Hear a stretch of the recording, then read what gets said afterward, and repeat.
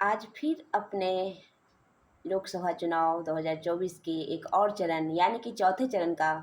मतदान सफलतापूर्वक संपन्न हो गया। फिर वही मुद्दा, दिन भर की समीक्षा उपरांत अब विभिन्न टीवी चैनलों पर सब जगह एक ही मुद्दा कि फिर से मतदान का प्रतिशत क्या रहा।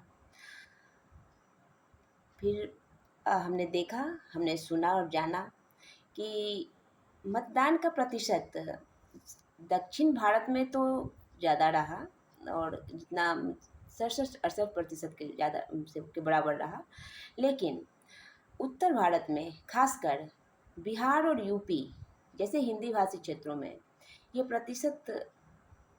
कुछ ज़्यादा उत्साहवर्धक नहीं रहा। ये 56% के लगभग रहा है।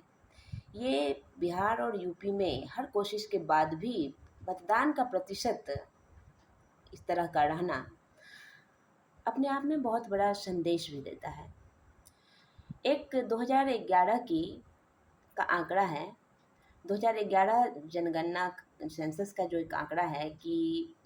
भारत में कुल 45 करोड़ लोग प्रवासी हैं, जो भारत के ही एक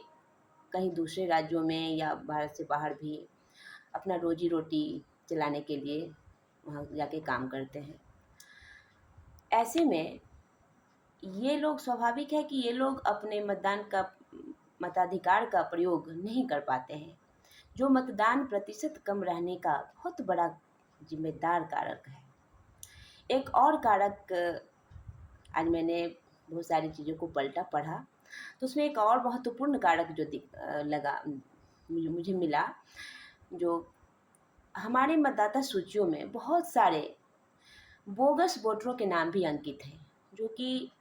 या तो अर्थांतरित हो गए हैं या मृत हो गए हैं, लेकिन उनका नाम अंकित है। ऐसे वोटर कितने हैं, इसकी एक छोटी सी वानगी है कि केवल हैदराबाद के 15 विधानसभाओं में जब निर्वाचन आयोग ने इस चीज़ को इस बार 2024 के लोकसभा चुनाव में जब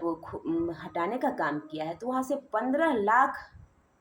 लोगों का, मैं फिर से लगभग 5 लाख, 15 लाख नहीं 5 लाख लोगों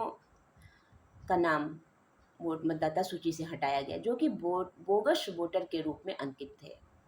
तो ये सब और भी कारण हैं जो कि मतदान प्रतिशत के कम होने के जिम्मेदार हैं। तो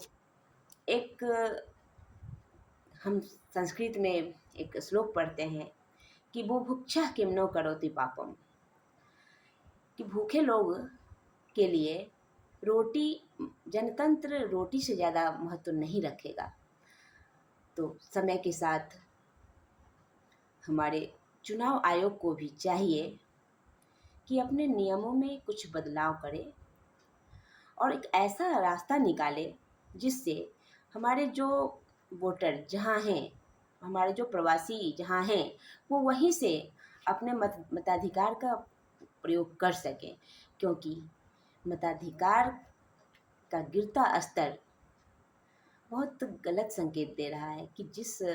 जनतंत्र का रीढ़ है ये, लोगों का इसमें आस्था होना और उसमें कमी होना, चाहे जिस भी वजह से हो, ये एक अच्छा संदेश नहीं देता है। तो समय के साथ बदलते ज़रूरतों के साथ नियमों में बदलाव भी आवश्यक होते हैं।